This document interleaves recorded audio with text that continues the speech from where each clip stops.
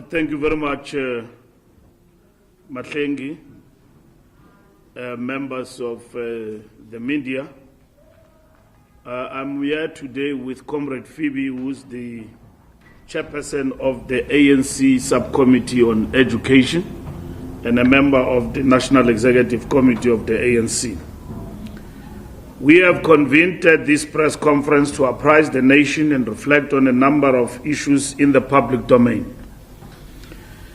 This we do as a culture and tradition of leading and connecting with the people as our movement remains rooted in society. We convene at a time of significant developments, the visits by the President of Nigeria, the President of Angola, Germany, and the handover of the G20 summit presidency to South Africa. That saw the Secretary General of the United Nations gracing our shores.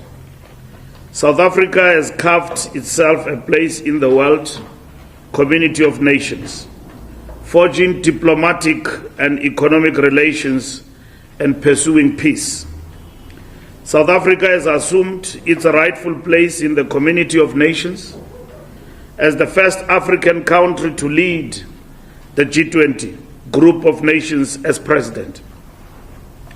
This massive feat under the leadership of the ANC and the stewardship of President Cyril Ramaphosa is consistent with our quest for a better Africa and a better world.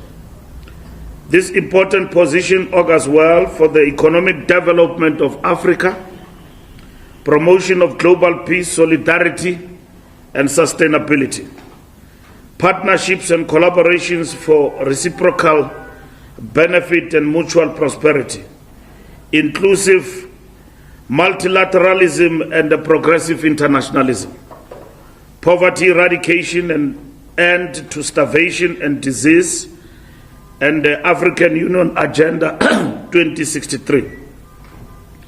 We are on a growth trajectory with the international community interested in investing and forging ties within South Africa. The ANC congratulates the vanguard of the working class, the South African Communist Party, on its successful special Congress. We shall continue to work with the Alliance in building the future of this country towards a better life for all. This also goes to the successful conference of the South African Student Congress as a strategic vehicle for free, quality, higher, and further education.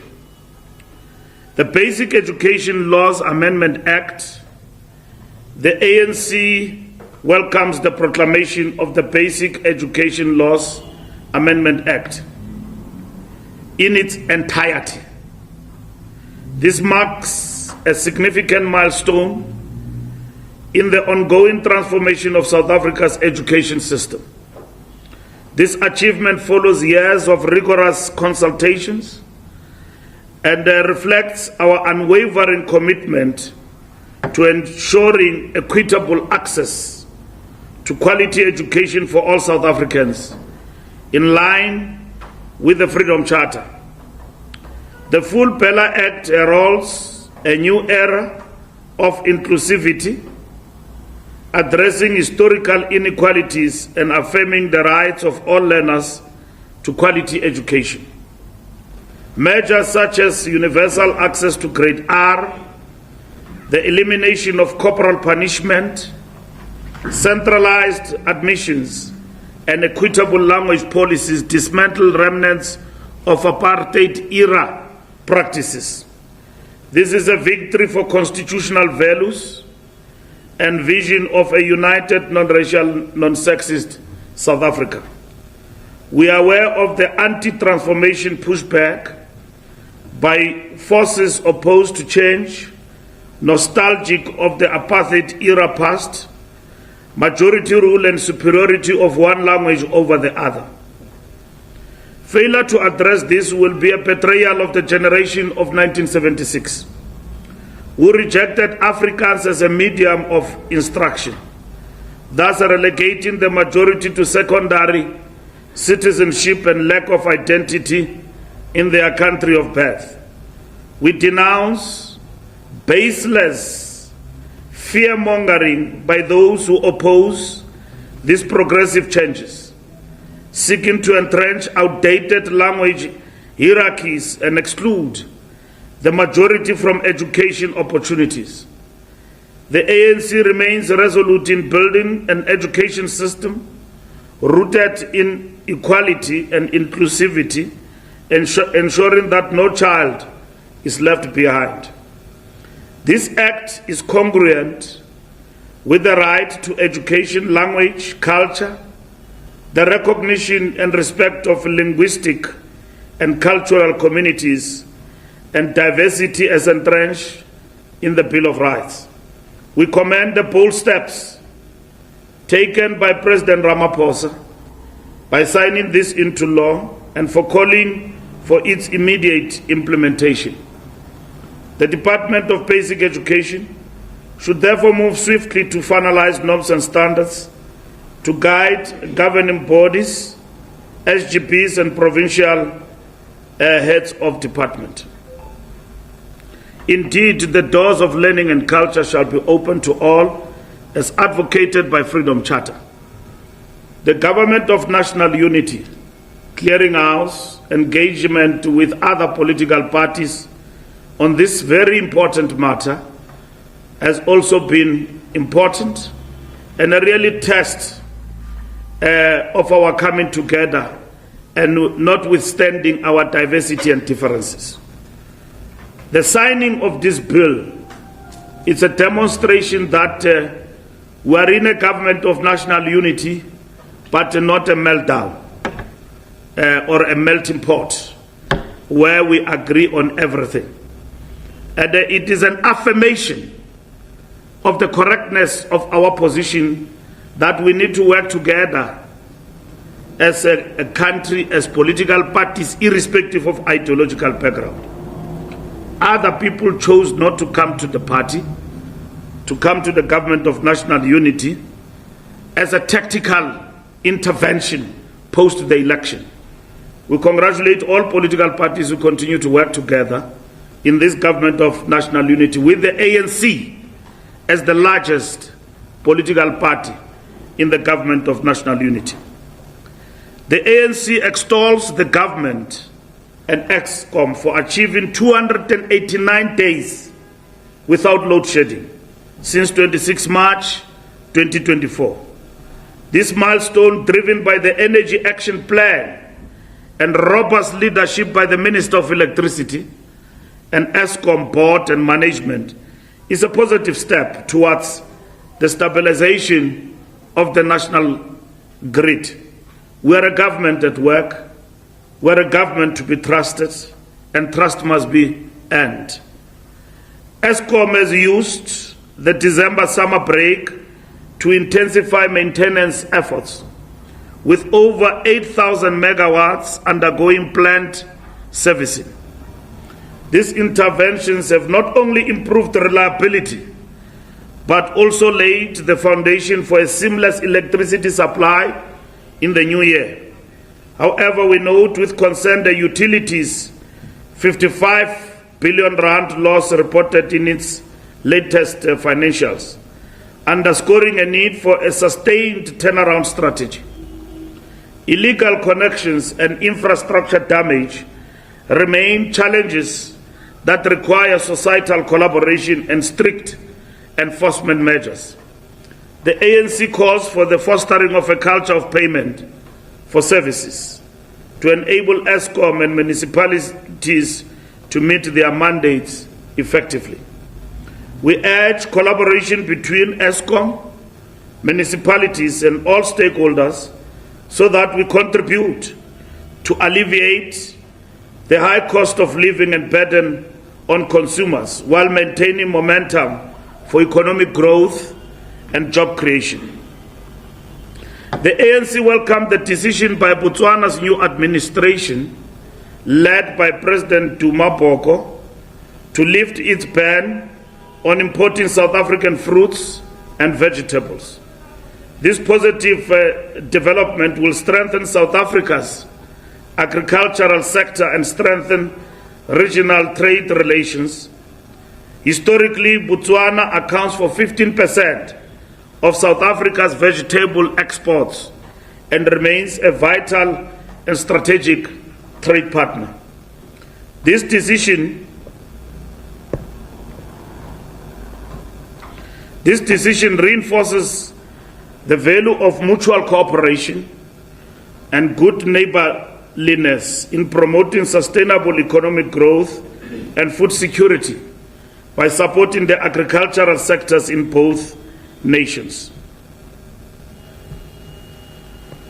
The ANC condemns the recent acts of gender-based violence and femicide in KwaZulu-Natal and other parts of the country. These highlight the ongoing scourge of violence against women and children in our society. These acts undermine human dignity, especially women and children, as the vulnerable sector of society. We call on men to show courage by speaking out, seeking help for emotional struggles, and rejecting violence as a means of resolving conflict. The ANC is committed to supporting survivors, ensuring justice for victims, and working with communities to eradicate GBV and supporting families. This fight requires collective action from all sectors of society. We must reiterate, there is no space for violence in our society. The ANC is humbled by the trust shown by the people in the recent by-elections, where we registered significant victories. Winning Ward 7 in Northern Cape from the DA grants the ANC full control of Hantam municipality, marking the third municipality regained since the 2021 local government elections. Similarly, in KwaZulu-Natal, the ANC successfully secured Ward 2 in Msunduzi from Inkatha Freedom Party. We registered a resounding victory in Skukuni by 71%, up from 37%, winning it overwhelmingly from economic freedom fighters and some new arrivalists. These victories underscore the resilience and commitment of the ANC to serve South Africans. The ANC grows by day. We thank the voters for their trust and our volunteers for their tireless efforts. The ANC reaffirms its commitment to delivering on its promises and calls on all public representatives to serve the nation with integrity and dedication. Preparations are underway for the ANC's 113th anniversary celebrations and January 8th rally scheduled for 11 January 2025 in Khayelitsha, Cape Town. The anniversary will strengthen ANC's connection with people of the province, celebrating the resilience, culture, and contribution of the diverse people of the Western Cape.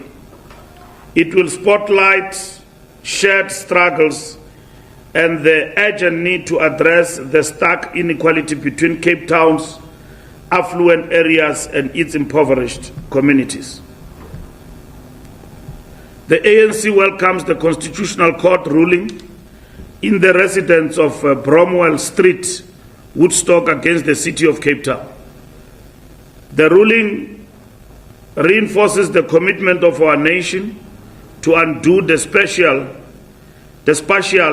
legacy of the past, with the city of Cape Town, according to the court, placing greater emphasis on gentrification rather than spatial justice. It called the actions of the city unconscionable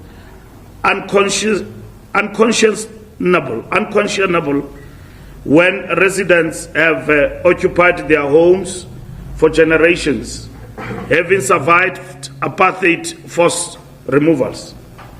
The ANC's 113th anniversary is a sign of its resilience in the face of setbacks and progress. As the oldest liberation movement on the continent, this resilience finds expression in the ANC's ability, in the face of severe headwinds and storms, to continue to renew and find solutions to the pressing problems of the country. The anniversary will once again see the conferment of ANC awards to its best performing branches, as well as branches of the leagues. The awards, named after patriots and icons such as Sol Plaatje, Charlotte Maxeke, ZK Matthews, and Anton Lembede, will be given to branches who exemplify the renewal of the ANC and its connection with communities, with young people, and with women.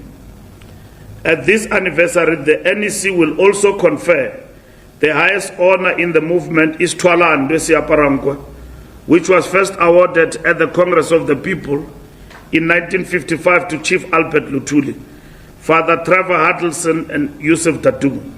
70 years later, Istwalandwe remains a tribute to the sons and daughters who made outstanding contributions to the country and the movement.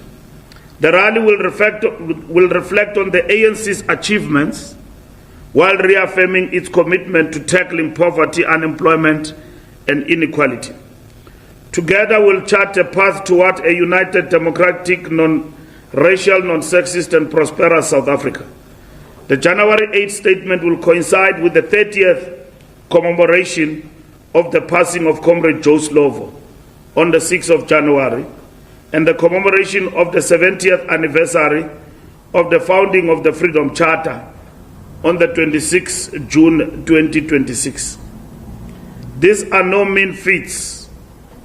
They adorn journey-spanning years of the struggle for democracy, freedom, and justice, hence our commitment to defend the Constitution and advance freedom. The ANC notes the government's response to the water crisis facing the country in Gauteng, Eastern Cape, and other provinces. The ANC calls on all spheres of government to prioritize resolving this problem and investing in water infrastructure and maintenance. We appreciate the maintenance and upgrading of water infrastructure, which had adversely affected the supply of water. The ANC will continue in investing in people by providing basic services to communities. The numbers in terms of accidents are rising. The ANC is gravely concerned by the rise in road fatalities since the launch of Arrive Alive campaign in December. We once again appeal to the motorists and pedestrians to use our roads responsibly. We urge the transport authorities and law enforcement agencies for stricter measures to stop the carnage. The law enforcement agencies must be out in full force to arrest and prosecute the transgressors. We also call on those traveling with children to ensure that they are safely secured. The loss of one life is one too many. Despite the conclusion of 2024, the challenges of 2024, the ANC has listened to the citizens' concerns and voices, who have upped the game and increased the pace in addressing several challenges.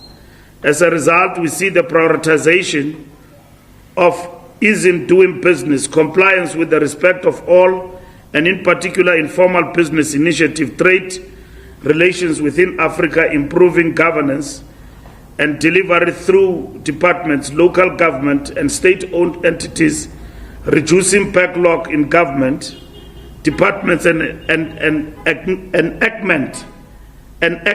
enactment of transformative legislation.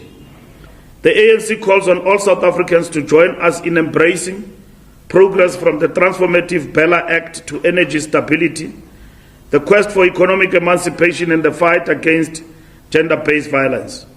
We welcome President Ramaphosa's announcement on Reconciliation Day that the process towards the national dialogue in 2025 is on track to ensure all South Africans contribute to the direction of the country and its pressing challenges.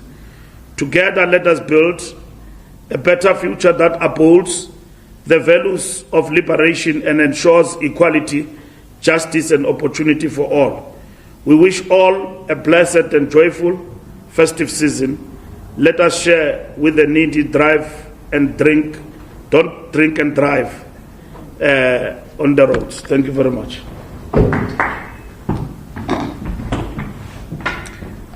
Thank you very much, Comrade SG. At this point, I will take questions. And some of the questions, the SG may direct them to Comrade Phoebe Potgieter. I will start with SABC and then come to UFM. Please go ahead. Thank you. It's Kanima from SABC News.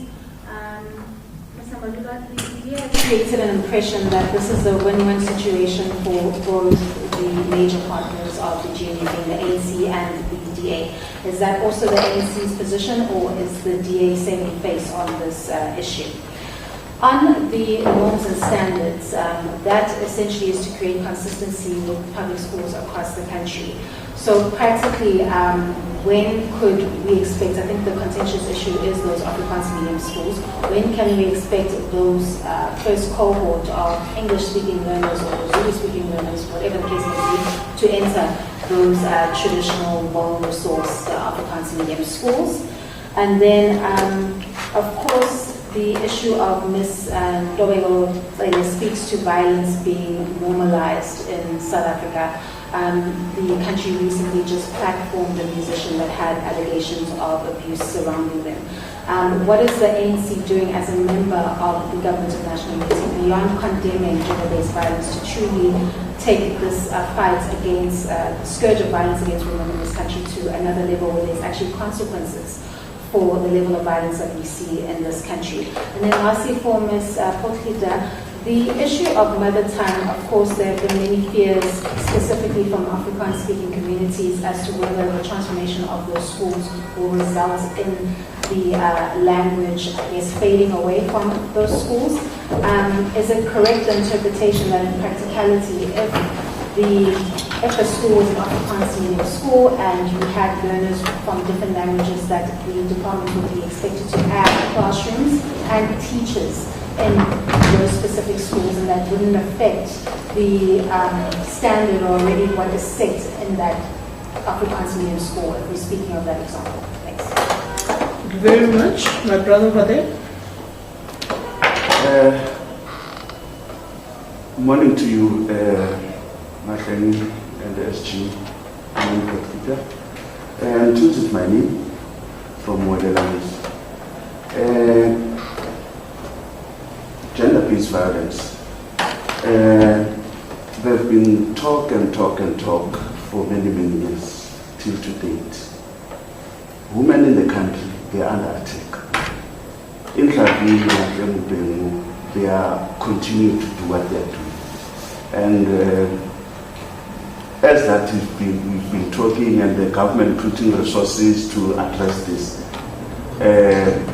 do you think, SG, is this enough? And then from now going forward, how is going to be handled this thing? Because it's keep on happening. It doesn't stop. Until it happened to who, then it will stop. And second one, on the SACP, SACP with this position in terms of going solo with the elections. Normally, as your alliance, SACP, when it comes to campaigns, you always go together, working together, holding hands during the campaigns. So now you'll be passing each other, and some of the SACP members, they are having a dual city membership. So how is it going to be addressed, or how is it going to be handled when that takes place in terms of the campaigning SACP? So for now, I'll stop at that one. All right, thanks a lot. I will take ENCA.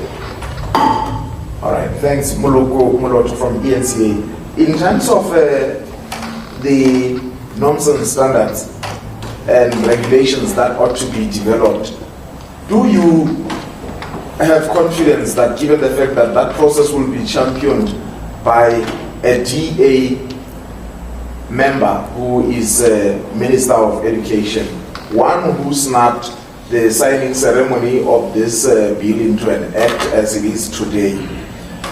I'm asking this question in the context of the statement that was issued by the DA leader John Steenhuisen in reaction to the proclamation by the president yesterday, because he keeps emphasizing in the statement that it is the DA minister who will be leading that process. Do you believe that she will approach this process in a manner that will be in the interest of one and all, primarily because she did not agree with this, her party did not agree with this. But secondly, how do you see, considering the fact that power is in terms of the BELA Act, is going to be constituted within the provincial heads of department? Take the Western Cape, for instance, where the DA is governing. Do you anticipate perhaps some incongruence in terms of how the Western Cape will be dealing with that process as compared to other provinces? Lastly, was the Khayelitsha Stadium the first choice of the ANC? Because I understand that, and correct me if I am wrong, I understand that you initially wanted the DHL Stadium and you did not succeed there. What were the reasons, if indeed DHL was your first preference for the January 8 celebrations? Thank you very much. I will at this point turn to the Colonel. SG, I will suggest that Comrade Vivi comes first to respond to that particular question, and then we'll take the SG.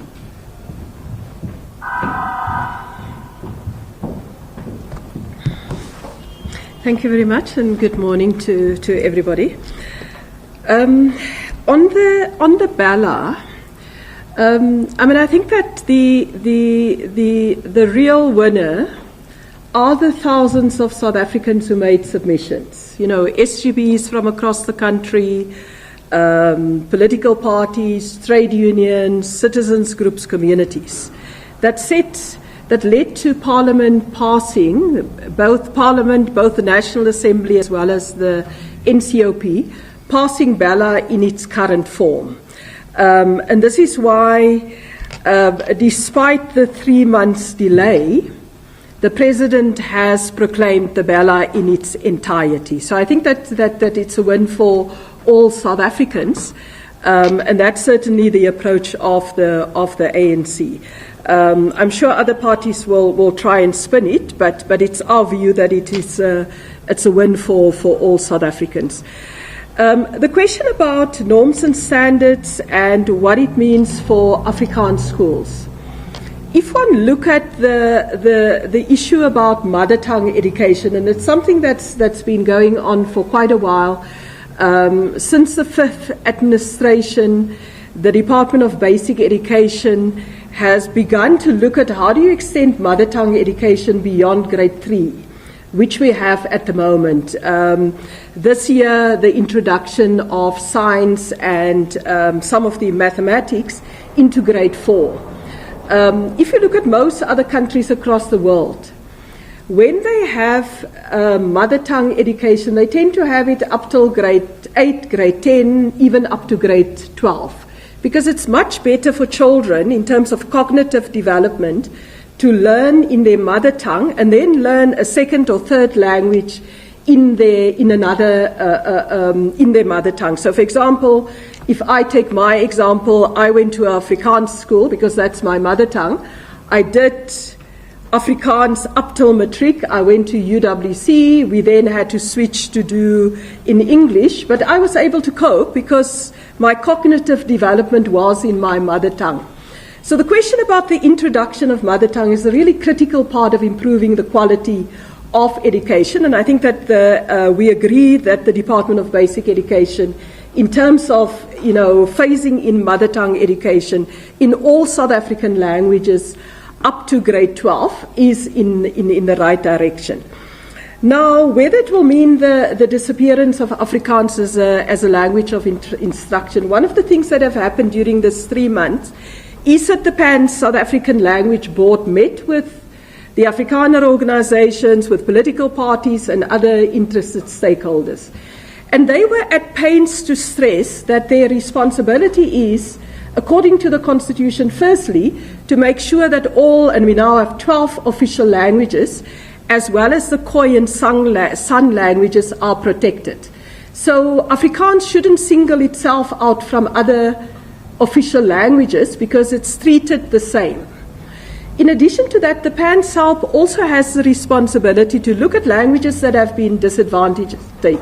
And this is African indigenous languages have been disadvantaged because of apartheid. If you look at the Union of South Africa in 1910, the Union of South Africa recognized 2 official languages. It recognized Dutch and later Afrikaans and English, which means that for that entire period, these 2 languages were advantaged. And this is why it's important that we have to look at how do we push the development of our indigenous African languages, including the Khoi and San languages. Afrikaans is not going to disappear. It's one of the official languages. It's spoken by a broader community than just the Afrikaner community.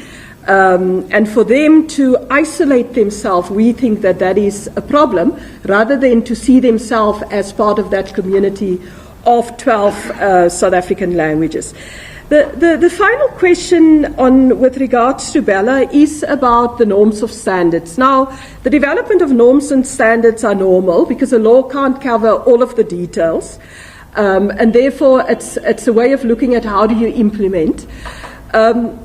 We hear what the leader of the DA said, and the emphasis on the DA minister.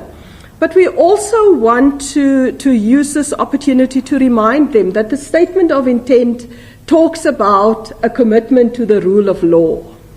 Now, part of the commitment of the rule of law is that if I'm a minister, whether you're from the ANC, the PAC, or Rise Mzansi, you have to implement what is the law of the Republic. That's simply what it means. And this goes for all of the ministers in the Government of National Unity. And even if it wasn't on the statement of intent, you can't decide what you implement and what you don't implement. So we're certainly not worried that there will be delays. We think that the minister will do the right thing. Because that's what a commitment towards the rule of law means. Just to correct the issue, I mean, most of the Afrikaans schools have children from other communities already in their schools. What the BELA does and the provisions in BELA is to basically say that you can't discriminate against learners from other language groups because you are a single medium instruction school. So the norms and standards will then have to address the issues about how does what is the procedure that the head of department will follow if they find out that indeed there is a discrimination happen, and whether that is in Gauteng or in KZN or in Western Cape, the law applies the same across the country. You can't have a different rules or norms and standards for one part of the country and for the other part. And we will certainly request both the ANC study group on basic education. We will do that as a subcommittee of the NEC on education to make sure that those norms and standards are finalized as soon as possible, and to push for that, but also look at, as the schools open at the beginning of next year, to be able to make sure that we don't have the discrimination. Because the reason why you have this provision in BELA is because over the last 30 years we've had numerous occasions where students were excluded from attending schools on the basis of language or other policies. And the courts have said to the department and to government, can you please make sure that the powers of SGBs as well as the powers of the department are clear? And this is what the BELA Act does. So we all look forward to the full implementation of BELA. because it has many clauses, the access to compulsory grade R, the diversity in terms of religion, in terms of dress, and all of those issues that we need to take forward. And we certainly look forward to making sure that quality education becomes a reality for everybody. Thank you very much.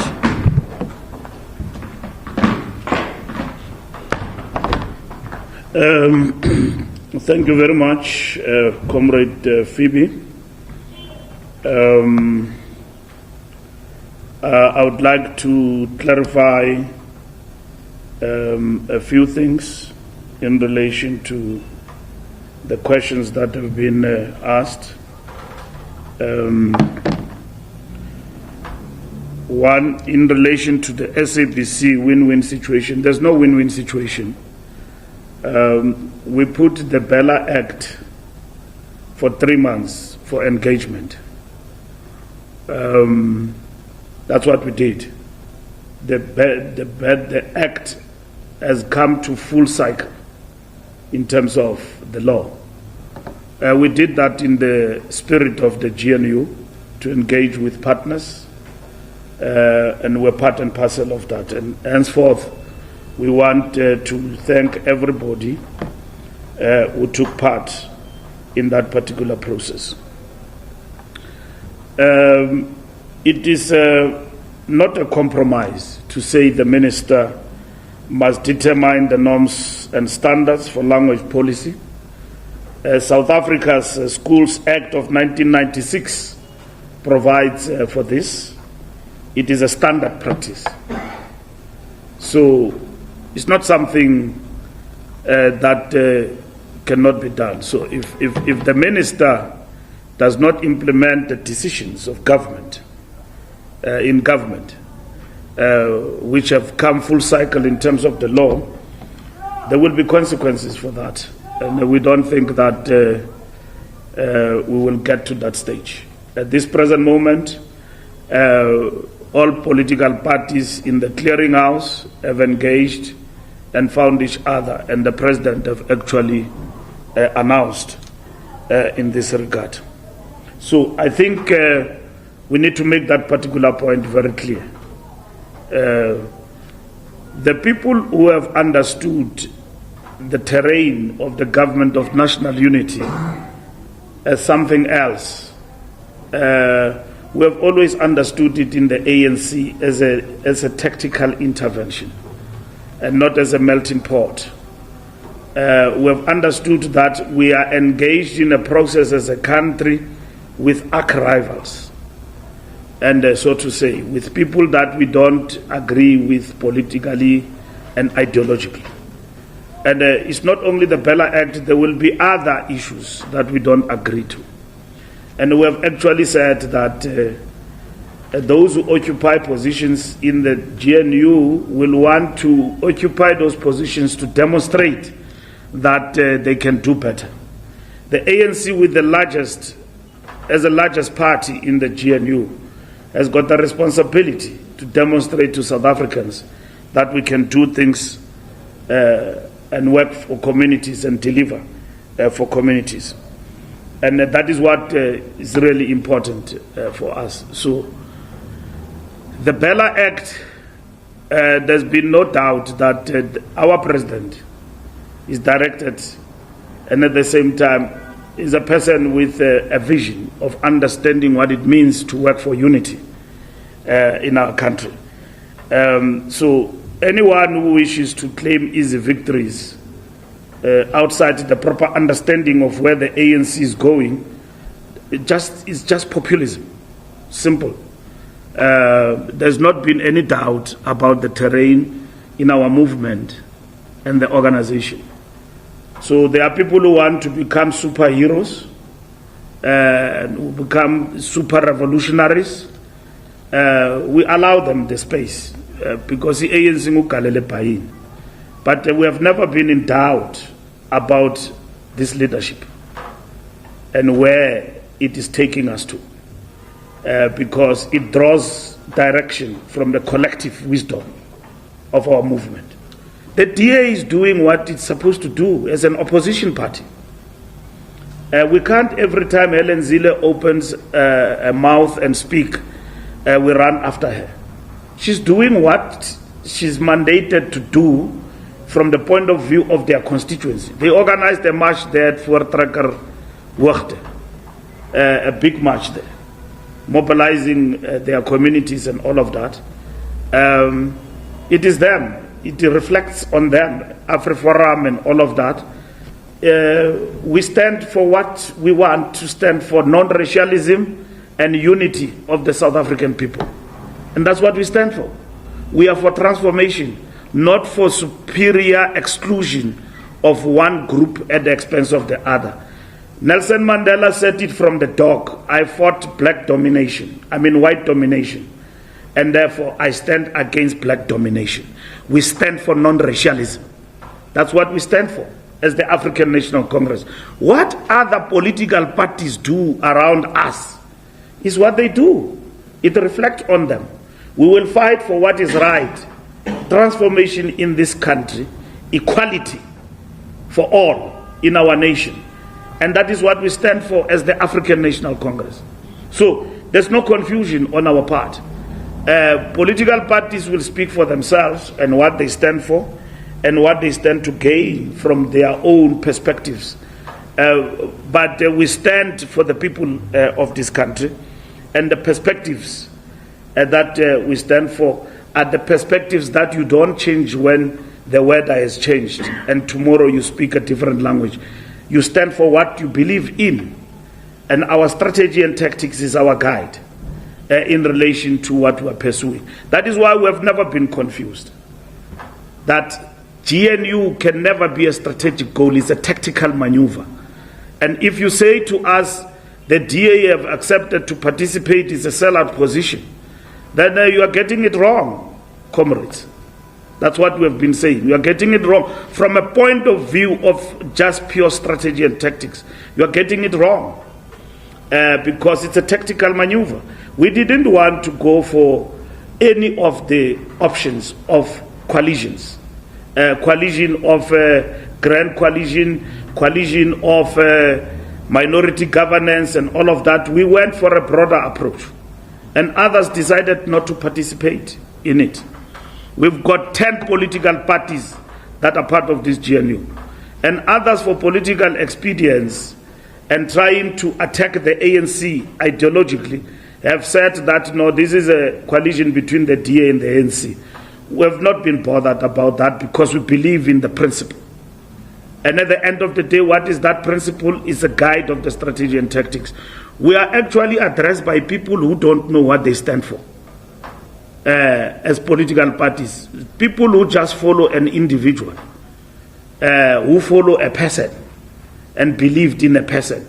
We follow time-tested strategy and tactics approach of the African National Congress.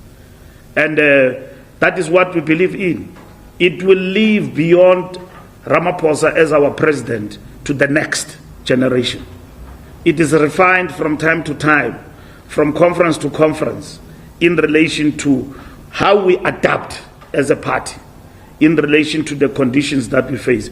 We do not believe to be in the position that we are in forever. We want to come back. We will rebuild the ANC to be a stronger party, and that is what we are embarking upon as an organization and what we are doing today. Gender-based violence, it's a community program. It starts with me and you. Somebody can be talking as a politician, as a businessman, but abusing a woman. The acts of violence and the killing we have seen are a shock to our nation. You sit with somebody here, tomorrow they wake up, he have killed his girlfriend or his woman, in terms of his wife and so on.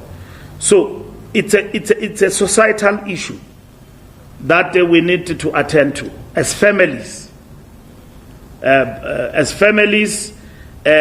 We need to champion the cause. And as men, we must act as an example. We must also work on the upbringing of young men, there is a problem in terms of the upbringing of young men who believe that women are a possession, are an object, that you own a woman. It's a psychological problem. You don't own a woman. It's a problem of our society in terms of patriarchy, the dominance of men over women, and that the emancipation of women means freedom for women. It doesn't mean that a woman is a possession. When you buy a woman, your girlfriend and everything, a car and all of that, when the relationship comes to an end, you think that you own that particular person. It's not. Women are not a commodity. They are human beings. They give birth to us. We need to work on the psychology of men. When you give something to your girlfriend, you think that you hold it against her. Even if you come to disintegration, it's done. Gender-based violence is happening right among us, and is pursued by men. Still, namadoda. See it as it by gender-based violence. We believe that we own women. Women are a possession to us. It's a struggle that we must lead as the ANC, as a society as a whole. That's where we must come together, irrespective of political party affiliation. We must lead a struggle to conscientize young men. I've got a young man in my household. How that young man is going to grow up and become a man in society is important.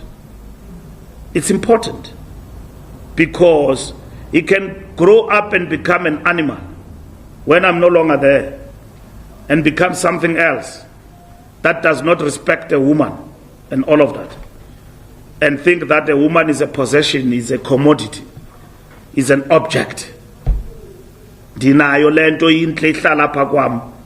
I can do as I wish. When you've got the right to do all the wrong things in life, a woman does not have a right to express her full potential in life.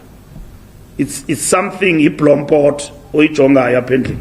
So we need to conscientize society. It starts with me and you. And the battle must be fought among our young men. That's where the challenge is. They kill women willy-nilly at the go. And that's what actually happens. So this struggle, those perpetrators must be brought to book, but over and above that, we must lead this struggle. As political parties, as human beings, as leaders, we must lead this particular struggle against gender-based violence. Mtunzi, the SACP and us is an ongoing engagement. We will engage on the issue of the SACP resolution. As the ANC, we have not taken any decision or reflected on this. We are going to do that. We are going to Cape Town, January 8. We believe in the alliance. The alliance was not brought together by personalities. It was brought together by a common program called the National Democratic Revolution. And if today there is a decision like that, it's going to have an impact on the NDR. It's going to have an impact on alliance relations. Our political education department, David Makura, I assigned him a task, and the department, that by next year when we meet, I need a paper to be presented to the officials and to the NEC on the implications of this decision. We've got an appointment with the SACP in a bilateral. How is this going to happen? These are some of the questions we must answer. We don't believe in this thing of the party contesting ourselves. We don't agree with that. And when we met with them, we cautioned them against that. So we're going to engage on that with the SACP. ENCA, A DA minister, yes, it's a DA minister leading, but in a government of national unity. So ministers do as government prescribed. If you don't implement an act, you will be dismissed by the president. And it doesn't, ministers behave the same. So you are not, when you are in cabinet, you are serving at the behest of the president. So I don't think we'll get to that particular situation. I think we'll move ahead and this will be done. Of course, there's been distortions in the media about the fact that this bill will not be implemented in its entirety. No, there's no such. There's no such. Fake news is trafficking. It's been trafficked all over social media platforms, WhatsApp groups, the most bored people, WhatsApp groups. They lie to each other with impunity. You know, they just lie. I saw something circulating about Comrade Mavuso. I mean, I said Matlengi and Comrade Mavuso must issue a statement on that. Just fabricating that Comrade Mavuso attacked the SG and the president. It doesn't work like that. That's the stalwart veteran of our movement. So I spoke to him this morning and he was outraged. So they manufacture fake news on a daily basis. You know, they can just change your surname Mtunzi now and call you something.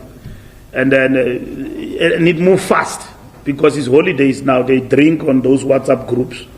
They get intoxicated and believe their own propaganda. So that's why I'm not a member of a WhatsApp group. So people send me these things and so on. So that's what happens. So Khayelitsha has been our first choice. We are going to Khayelitsha. We are not going to DHL. We are not going to Athlone Stadium. We are going to the township. That's where we are going. We are going to our people. We are going to our people to connect with our people, because we have realized in the last election that there will be no stronger ANC if it does not connect with its base. We are who we are because of the working class as the motive force, primary motive force of the national democracy. We are where we are because of our people. Our people do not abandon the ANC, they just don't go and vote. And they don't vote for other political parties. So we are going to celebrate January 8th, 113 with the people. We'll move from Khayelitsha Stadium to Rents. You know Rents in Cape Town?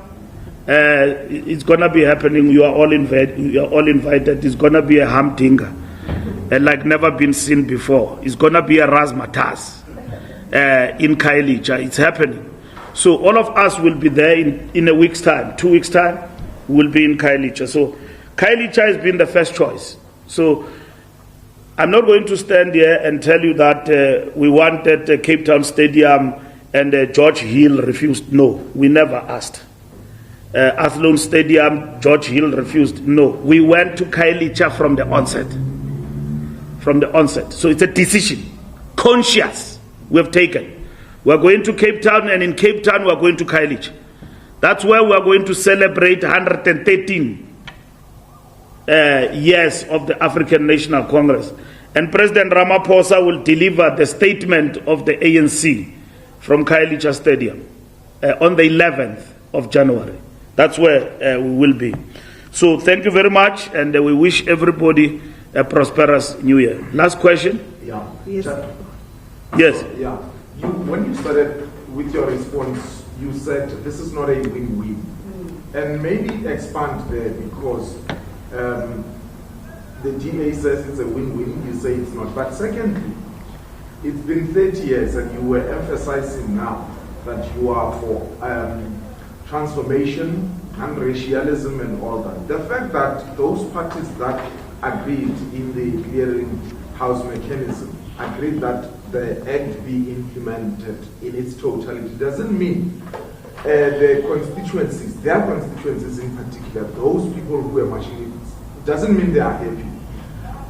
30 years into democracy, and we still have within society people who would not be happy with this transformation.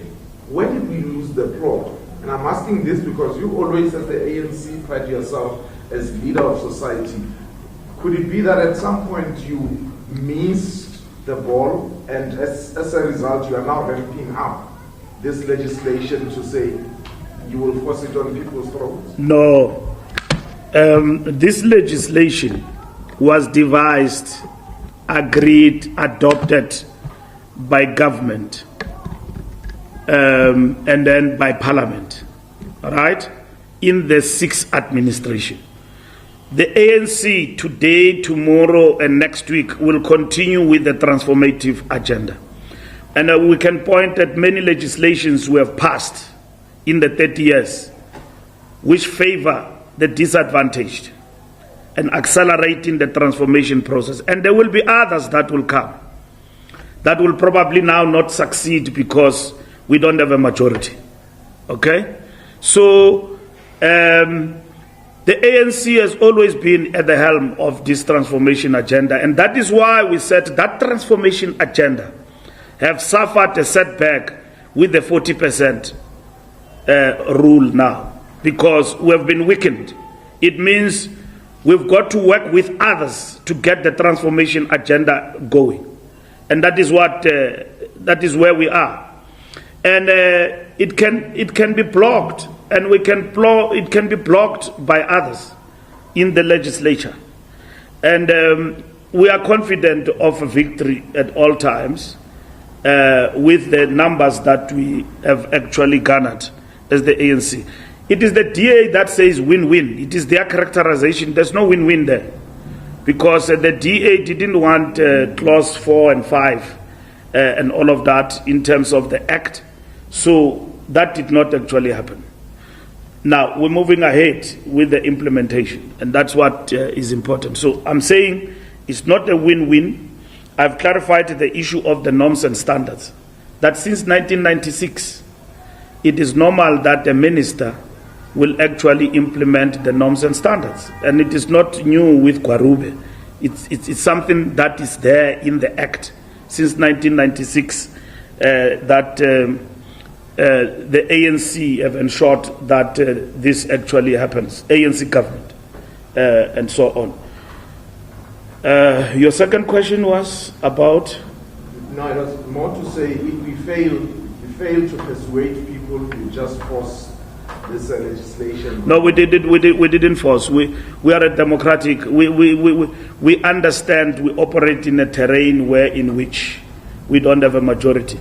We wouldn't have subjected this bill to this process if we were arrogant and we did not want to engage with others. We did, because there was a need to engage and come close to others, because there is no threat in this bill. It can only be a threat to racists. That's it. But from a point of view of non-racialism in this country, this bill is not, this act, not a bill, this act is not a threat to non-racialism, to a better South Africa, to a united nation. It's not a threat. It's not a threat. It just opened the doors of learning and culture to all. So those who want to preserve this system for a particular group or class only, they will oppose this bill. But this bill is victory to democracy, is victory to non-racialism, is victory to a united nation, and is victory to the GNU. So it's not a win-win situation as it's defined, and I don't want even to get there, because they can explain that win-win for themselves and their constituency. I'm not in the business of speaking for the DA, and we are not DA, we are the African National Congress. But it is a disappointment, this advance by the president and his cabinet, to those who said that we're going around preaching as though things won't happen. Preaching as though things won't happen. Even within our ranks, there are people who are just on top of their voices. BELA Act must be implemented. There is leadership here in this country, led by Ramaphosa of the ANC. Why will others speak on the sideways as though there is doubt about leadership, that it won't be provided. It is wrong. It is populist. It is populist. And we will act against populism in the ranks of the ANC. We will. We are observing it. It is not plurality of ideas, intellectualism, dissent, genuine. It is populism. Why will any leader of the ANC not have confidence that matters of this nature are being handled and driven at a political level by the leadership of the ANC? When the president decided on this matter, leadership was provided, structures were briefed. Why now do we have to go on the sidelines that this must, as though there is doubt that the leadership will renege on the program of the National Democratic Revolution? Our mandate is very clear in this government, is to advance the NDR. Other forces and political parties, strategic opponents like the DA and other parties, the new arrivalists and all of that, will be opposed to the ANC. And we've got to navigate in that space from time to time. It's a difficult period for the movement. It's a difficult period for the ANC. It is a difficult period for the NDR, but we don't give up. We will use our 40% to advance the National Democratic Revolution, because 6 million people in this country said, we believe in the ANC that it can continue to govern, and it must govern and govern well. That's why we cannot afford mismanagement and all of those things that are happening in some of the municipalities and all of that. We must advance. The program of renewal is going to be heightened in the new year going forward. And that is how we are going to win the trust of the people going forward. So we are not in an arrangement or a marriage where we are bound to agree. No, we are not. We're not in a marriage. We are in a coalition called Government of National Unity. And Government of National Unity are not constituted by like-minded people world over. They are constituted by people who don't agree. And every time the DA says this and that, it doesn't shock us one way or the other. Thank you very much. And a happy new year and prosperous. Just before you put it off, thank you, SG. I wanted to say we had a question from online. We had an important question that from Independent News Online.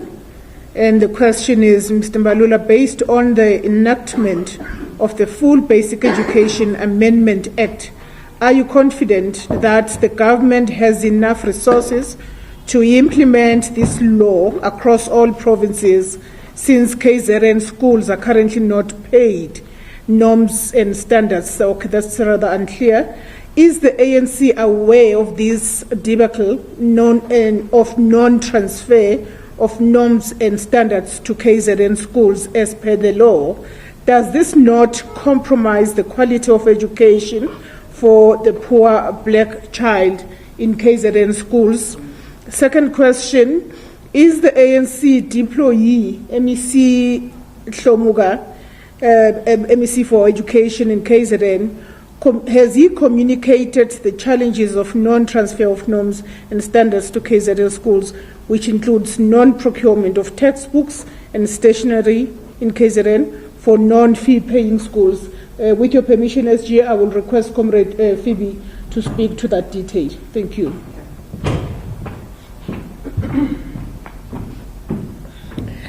Thank you very much. I think it's a very important question from Independent, because part of the problem about the focus of BELA on this question about language is that it detracts from other issues that we need to address in education. That's quite critical.